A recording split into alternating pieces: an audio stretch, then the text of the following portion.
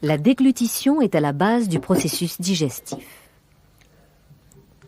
Quand nous avalons, un réflexe nous empêche de respirer. Le palais empêche les aliments d'être reflués vers les fosses nasales.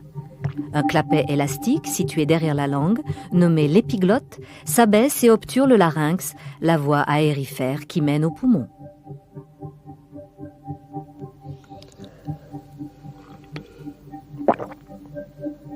Cette gorgée coule le long de l'œsophage, un conduit musculaire avec une fibre ressemblant à la peau.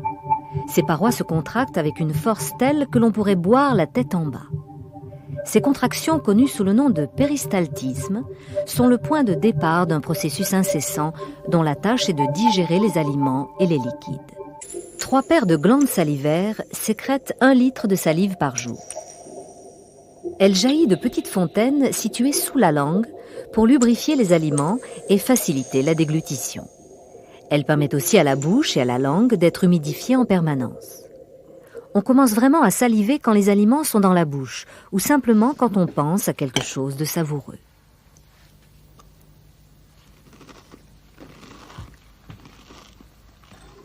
À partir de maintenant, les aliments vont parcourir 11 mètres au sein de l'appareil digestif. Ils vont subir des attaques physiques et chimiques car le corps décompose automatiquement les constituants complexes des aliments pour les transformer en substances nutritives dont il peut se servir.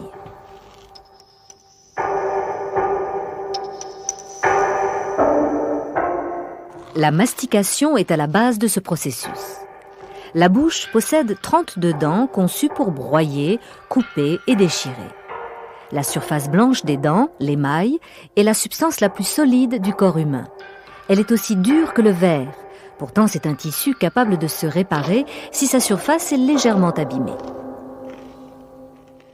Pendant que les dents broient les aliments, la salive repart à l'assaut. Elle contient 2 enzymes, des corps chimiques, qui permettent de décomposer la structure chimique des aliments. L'une de ces enzymes transforme les molécules d'amidon en sucre.